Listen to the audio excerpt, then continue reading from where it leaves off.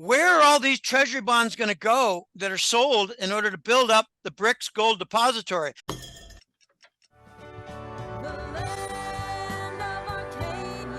Well, hello there, my friends. Chris Marcus here with you for Arcadia Economics. And today we have part two of my recent interview with Dr. Jim Willie of the Hat Trick Letter, where he talks more about the BRICS meeting that is upcoming, what he's expecting there, silver, and a whole lot more. So with that said, let's get right to part two. We are about to see a transition of wealth, a transfer of wealth, the likes of which we've never seen before in our lifetimes, and maybe not in over 100 years of financial history. I wrote my first public article about a month ago, and it was featured on Gold Seek, my buddy Peter, and it was also on Gold Eagle with my buddy I haven't heard from, Mr. Vronsky. The Fed as a bad bank, ultimate ignominy or ultimate shame. Where are all these treasury bonds going to go that are sold in order to build up the BRICS gold depository? Okay, they can say all they want that it's not going to compete against the dollar, but it's going to pull the rug out from under the dollar because there's not going to be much in the way of treasury bond purchases. And furthermore, there's going to be a dismantling of what I call treasury bond structural investing. Buy the treasury, short the interest rate swap derivative. What's going to happen to that? European banks with arbitrage against the treasury bond. It's all going to be broken down. There's a company called Amundi, A-M-U-N-D-I. They're out of France. I looked it up. They're considered the European BlackRock. They got 3 trillion asset under management. Amundi. They made an announcement a month ago. I put it in my July newsletter. They're getting rid of all their dollar investments. What does that say about France? They're going to be paying for energy, which they do not produce, in yuan.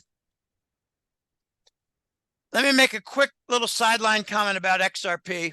I don't want to make a big emphasis on this topic, but it was in June, the Russians announced, if you're going to obstruct our SWIFT payments usage, then we will use on a transitional basis, where appropriate, where possible, the Russians will use XRP. To me, that was a veiled threat that they've discovered a way to put a hot poker up the US and British arse, and is to produce and trigger and foment and initiate more gold demand. It's a backdoor to lifting the gold price. So you've not only got the multipolar cities that will be independently pricing gold, Chris, you're going to have the back door of XRP, which just won. No longer it's just one. In June, the SEC dropped their frivolous, baseless, nonsensical, obstructive case against Ripple Tech and XRP. And now all the different coin exchanges are offering it. I've got a number of clients in the last month tell me, Jim, I've had no obstruction with Coinbase. I've had no obstruction with Uphold. I did before, but no longer, because I was recommending the Pacific Rim Hotbit as a coin exchange. Okay. I'm excited, but I'd be a liar if I said that I wasn't nervous about the transition, because I'll just say this in the most tactful and safe terms I can. Our elite board of directors from the dark side have never been under such great assault for their power, their privilege, and their financial status, nor their physical safety. And I believe they're pulling out all the stops in the next few months. Maui could have been one. We had a trial run 2 years ago in Minneapolis with the BLM.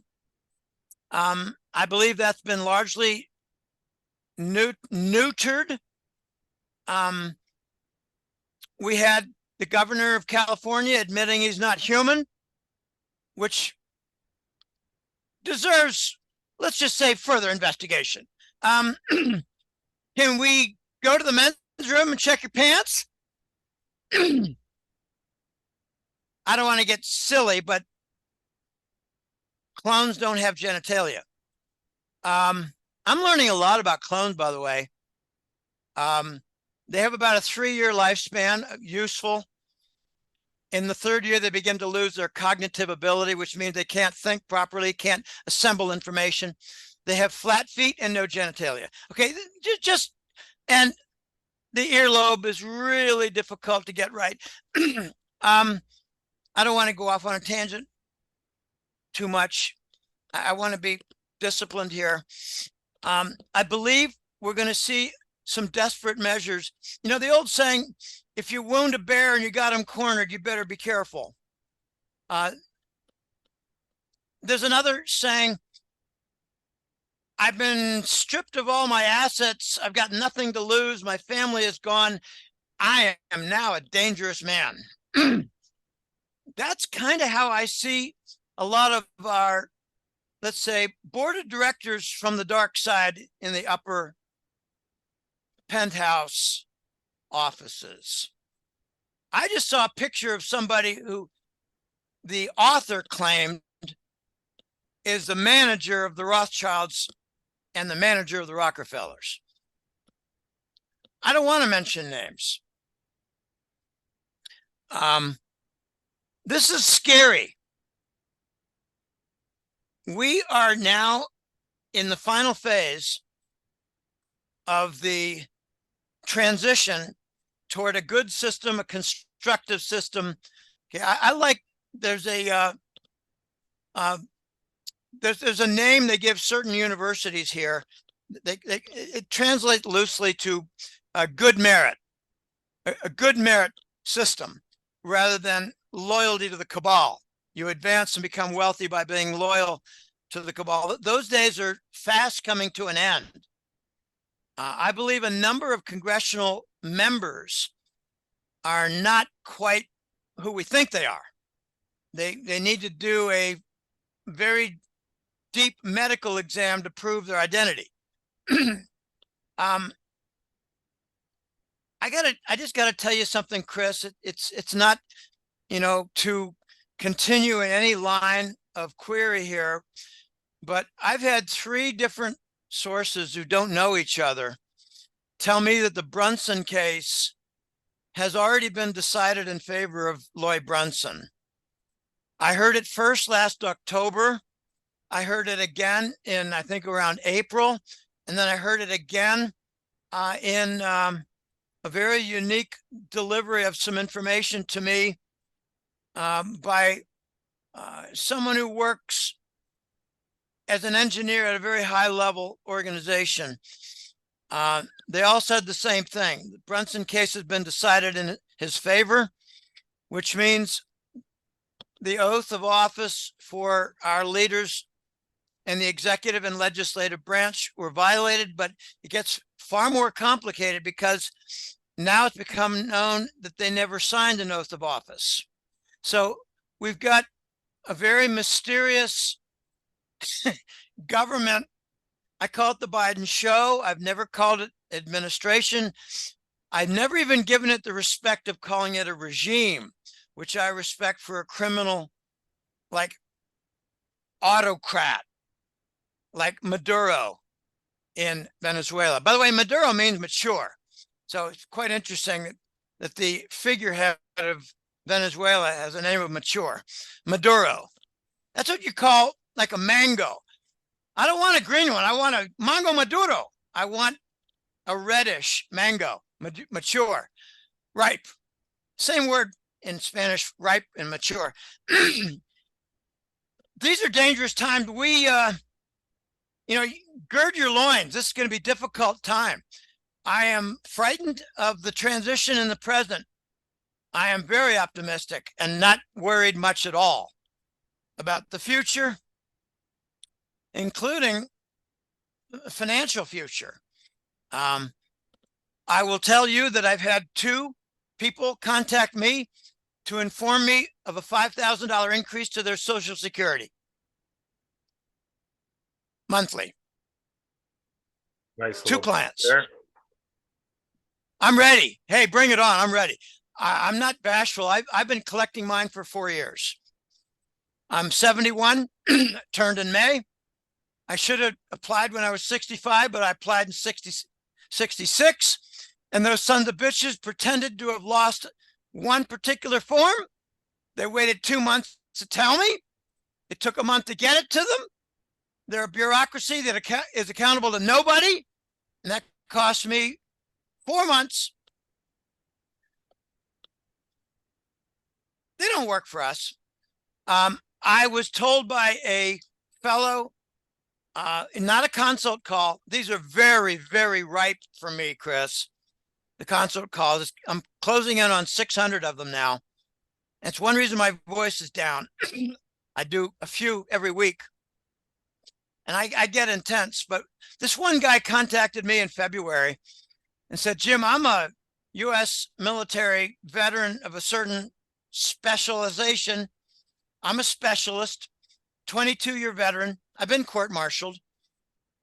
It was okay, just mild slap on the wrist. And I had to do my projects in a different way afterwards. But he told me, he didn't refer to the Brunson case. He said, don't worry about the slowness for the emergency broadcast. Don't worry about the slowness for, say, the election becoming more well known for what it really was. Don't worry about certain political figures being removed. The longer this takes, the better it'll be for the next chapter. Be confident. And he was a Christian. And he said, Jim, I prayed before every mission, even when I killed people. Let that sink in. He told me a lot of things. That Greenland is full or very near full. Just amazing things. But he also gave me some scary information about, let's just say, research to produce a hybrid. He said, by a very dangerous alien type with U.S. military authorization underground.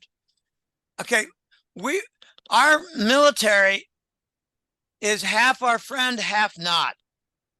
Half our protector, half our enemy combatant. Half our guardian, half our assailant. One of the toughest conclusions I had to undergo was the transition about 3 years ago. No, two years ago. It was the percentage of the U.S. military that I thought was loyal to the Constitution. It started out about 85 or 90, and it's barely 50 right now. So that's why I say half and half. We're going to see some revelations really soon. I believe a couple of very well-known, I'm not going to name them, very well-known news and, let's say, big tech organizations are in a transition phase. I like to think of it as a 7-step process where they're going to be moving toward working in an impartial manner as opposed to sitting on the truth and shitting on it. I won't mention the name, but 2 come to mind. They're very well-known names. It's like one by one, they're removing certain VPs and replacing them. And one by one, their policies are more, I don't want to say liberal because that's a dirty word now, liberal retard. Their policies are becoming more honorable toward disseminating impartial, truthful information, which is in very short supply in the United States right now. And that's one reason I get a lot of new orders. And to be honest, if we have an explosion of truth, I might have to wind down my newsletter and take up a profession that I've longed for the last 25 years, and that's landscaping, hedge cutting, and mowing lawns. I love it. I got to tell you, Jim Willie's landscaping service. I think that could be a hit. Jim Willie's landscaping service. We leave no clippings behind. When I was a kid, this was in Pittsburgh, hot summer. I'd see my mother walking out to cut the hedges with manual clippers, hedge clippers. This was like in the 60s. I said, "Hey, Mom, hey, get on back inside. I'll take care of that. All I need is a baseball cap." And an hour and a half later, the hedges were clipped. Everything was cleaned up. And my mother had lemonade waiting for little Jimmy. I am looking forward to the day when I can have a foundation or have a lawn service. Well, Jim, before you go off and start doing the hedges and making everyone's lawn pretty, one last thing wanted to, of course, run by you before we wrap up today. Obviously, talked a lot about gold and the impact that we could have from the moves by the BRICS. Curious, you touched on it a bit in your recent letter, but what are you seeing on the silver side, and how does that impact flow over and affect the silver market, where, again, over the last year, we've seen drawdowns in the inventory. Last year, we saw that big importation of silver from India, which has fallen off a cliff this year, but just wanted to get your thoughts on silver before we close up for today. It was 10 years ago, I asked the voice, who's no longer in contact with me. He's gone on to bigger and better things, I suppose.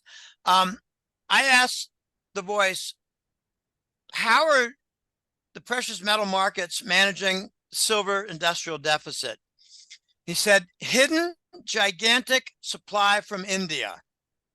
Now, I'm glad you brought that up, because you put it on the table. I'm only going to qualify it. The voice claimed that was a hidden factor that the British used as a conduit to the London, bullion market exchange association, and that covered the deficit. So if you're telling me that fell off the cliff, that goes hand in hand with a lot of the difficulty in delivery, which you're far more in tune with the data than I am. I rely on guys like you to tell me how the COT working and how are the deliveries of the June contract not happening in July, and how are the July contracts not happening in August, and who's being forced into cash settlement. I rely on you guys for that. But I will say this.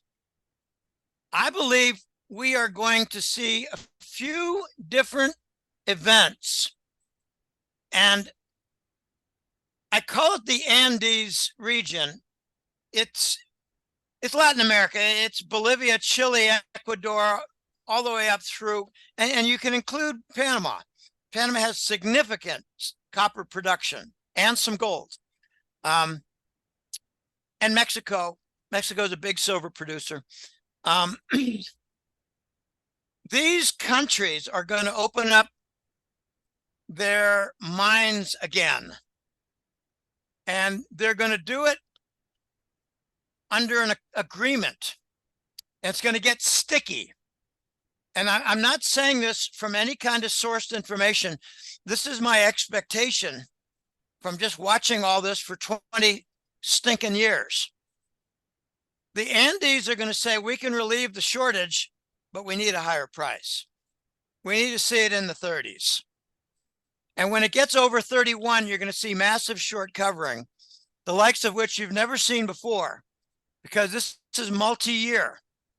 And they capped it in August and September of 2020 with the help of Basel and JP Morgan out of Europe.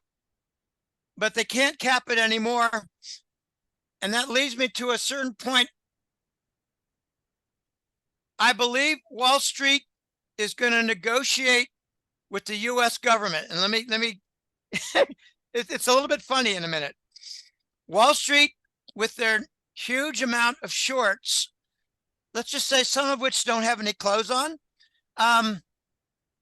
they're going to negotiate a force majeure, a pass, a pardon, so they don't have to incur losses. And it's going to go like this. The Wall Street officials who run the Treasury Department, who have friends in the, let's just say, the legal areas of the U.S. government, the law, like Department of Justice, FBI, more the Department of Justice. The Wall Street banks are going to negotiate with their banker friends who are running the Treasury Department. They're going to negotiate with their banker friends who operate the Department of Justice. So Wall Street is going to grant Wall Street a force majeure. That's the funny part. That's the punchline. Wall Street is going to receive a pass from their bankers who run the U.S. government. Since 9/11, the bankers have run the U.S. government. So when the force majeure comes, the Andes will open up, the shortages will go away, the price will rise, the equilibrium will be reached, and Wall Street will become big promoters for higher gold and silver prices. And that's how we get to $3,000 and $5,000 gold. That's how we get to $80, $130, and $200 silver. We need a force majeure. I am willing to see them get a force majeure and a pass on all those losses for their futures contracts that don't have any clothes on, so that they will be promoters of what we plebeians, we unwashed, swarthy plebeians have for our savings for many years, including those who are getting older and older by the month and by the year, who write me and say, we may not see this while I'm still alive. I've been waiting now for 15 years. I want a force majeure. I want to clean the corrupt, debris, rubbish, flotsam and jetsam from the road. Now, here's why I don't mind that the bankers get a pass. They're going to be marginalized by digital finance. There's going to be a lot more peer-to-peer. I'll give you an example. It happened just last week. A client of mine repaid a small loan, and he said, Jim, I just finished it. It's 9:30 here. I did it when the bank's open, Central Time, so that's 10:30 my time. The bank wire arrived at 2 p.m. Okay, we are in certain elements of digital finance right now. The banks don't want to talk about it. I believe we've got certain primitive elements of quantum system at work to facilitate and speed up the bank wires. They're still ripping us off by charging $30 per instead of 30 cents per. So 100-to-1 ratio is coming. These banks are going to be marginalized. They're going to have a job that's principally going to be, can you help me to supply my business with enough quarters and dimes so that I can make change for my customers? I've got a couple $100 a week and I need quarters, dimes, and nickels. We're not dealing with pennies anymore. That is going to be a major function of the banks. Their other function in the next couple of years is going to be to manage their bad bank, I don't even know what to call it, category, office, their bad bank office, where all their rubbish financial securities and assets are put that nobody wants. And they're going to struggle to get 30 cents on the dollar from a fool, and they're going to get 10 cents on the dollar from liquidation firms. It's going to be interesting to watch the big banks I think one of the big shocks coming up, Chris, is going to be JP Morgan's official bankruptcy. And I have one more note. I don't want to skip it because it's relevant to your question. A month ago, Newmont did a force majeure on a silver contract. I think the name was Peñasquito. It's huh? Peñasquito. Okay, it's Peña. There's a squiggle, a tilde. Peñasquito. Okay, that's the biggest Mexican silver producing mine. Now, the news media told a lie. They said that it was a force majeure on a zinc contract, but my sources say it was on a silver contract that also included zinc. Zinc was the byproduct. Peñasquito, that's it. Notice the tilde over the end. I mean, it's a nya, not pena, but peña. Metal products, right. Okay, Reuters, thank you, Reuters. Don't want to mention silver. Maybe in the article they did. Okay, here's my little conclusion that from my own jackass style of thinking. I once did an article in 2005. I called it Complex Systems. And I showed a perpetual machine with, a ball dropping and it lifts an armature and this happens and it rolls around and it's spring loaded. Okay, complex systems. Newmont and their silver is part of a complex system. And that's not a small volume. It's very big. Complex system. Now, I ask Newmont, why don't you provide us with 5 consequences of your force majeure so we could follow the dominoes and that trail? They won't do that. How many steps before COMEX silver delivery, Chris? We don't know. They're not going to tell us. I'm thinking that's going to be a domino effect in a different way. There are going to be other companies that don't like the silver price, and they're going to make up a reason to dishonor a silver delivery contract. Newmont got away with it. Let's ask our workers to do a strike. Okay, what happened in Peñasquito was the workers, I think, had a 10% profit sharing within their contract, and they demanded triple. They wanted 30. And Newmont said, screw, get lost. We're doing a force majeure. You're out of work. Okay, what's the consequence? We're going to find out. We haven't heard much since. I think other companies are going to do a force majeure. I think it's going to affect the COMEX input. And let me just add that I believe the U.S. Mint has not reduced production one iota. I believe they're supplying silver in large quantities to Wall Street banks and private vice president accounts. I don't believe they've stopped production at all. All they have to do is say, oh, COVID this, COVID that, and we have a shortage of input, feeder input of silver metal. So we're shutting down. Notice that they doubled the premium. That cut back on some of the demand. Did they double the premium for vice presidents at Wall Street for silver purchase? I doubt it. We're going to find out later. It'll be leaked information. It won't be from Reuters or UPI rather, UPI or AP. Won't be from Bloomberg. It'll be from gallant news hounds and Twitter's leakers. There are going to be so many leakers that they cannot be attacked by the FBI any longer. Well, sure is a changing. Go ahead. No, you can say the Andes Mountains, the Andes regions, I think they're producing also silver, and it's going straight to their central bank.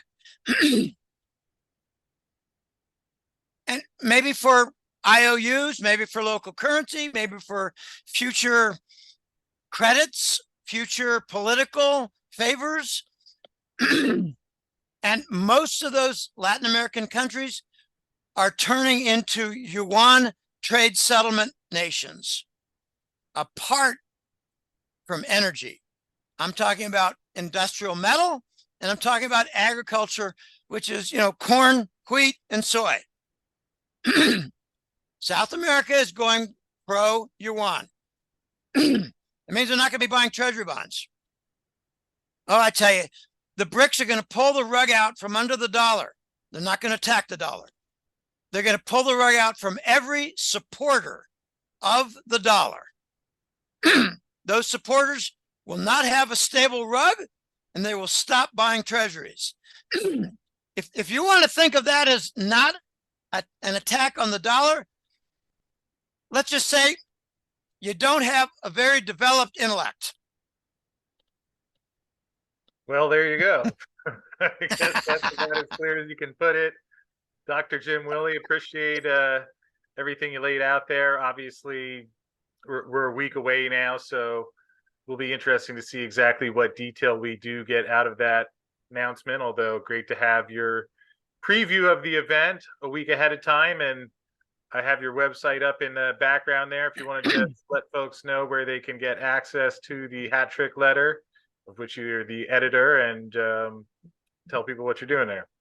Okay, right in the center is the subscribe button. Subscribe to the newsletter.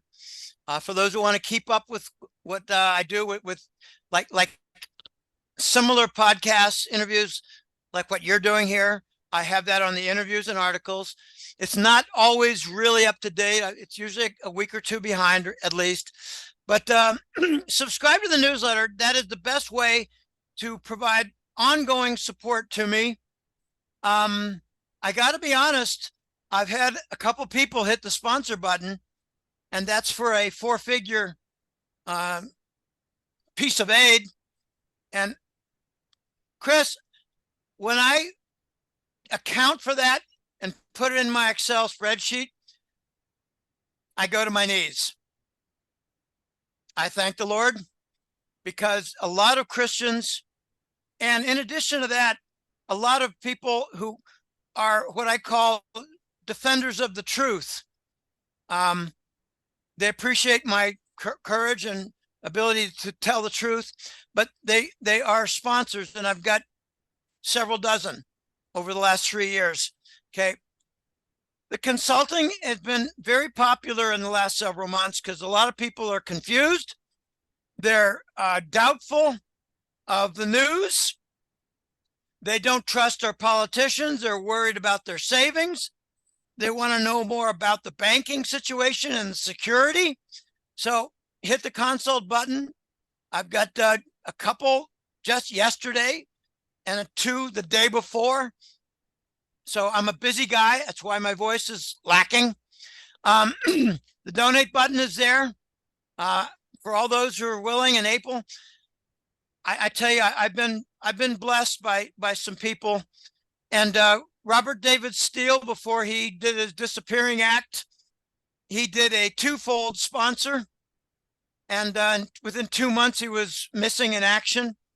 I have a historical political source who tells me that north of the border, way north, Robert David Steele is alive and well, working like a bandit. And I believe to do data mining on the Assange. Help me here. What's the other guy? Assange. Snowden. Snowden, yes, Snowden. McAfee and Chingpei, the defecting Chinese military security guy. Those 4 databases combine to make over 100 trillion. No, yeah, 100 trillion. Oh gosh, let me get this correct. It's over 100 terabytes. So that's over 100,000 gig. It's over 100 billion meg. It's over 100 trillion bytes. There, I got it right. It's over 100 terabytes. A lot of data. A lot of data. A lifetime of data. to analyze. I think Robert David Steele is going to have a coming out party along with Princess Diana and Elvis Presley. Well, that'll be quite the event, and I know if that's going down, you will be writing about it in the hat trick letter. So, Jim, thank you again for all that you're doing out there. Your report is quite extensive. I look forward to reading that each month, and again, we'll find out a little bit more on the next stage of all these things next week in South Africa. So I know you'll be following along closely, and sure we'll be checking in, doing this again soon after the developments are out. I actually have a friend in Panama whose sister was in Maui. So I get the lowdown. This was no typical fire. Okay, very good. Gird your loins. It's going to be a rough couple months. And I mentioned my vectors. I didn't mention the word, but I've got about 7 or 8 different angles, and they're all pointing to the next couple months, some climax events. It may not be exactly what we want, but we're going to have some climax events. Okay, thanks for having me on, Chris. It's been great. Thanks for everything.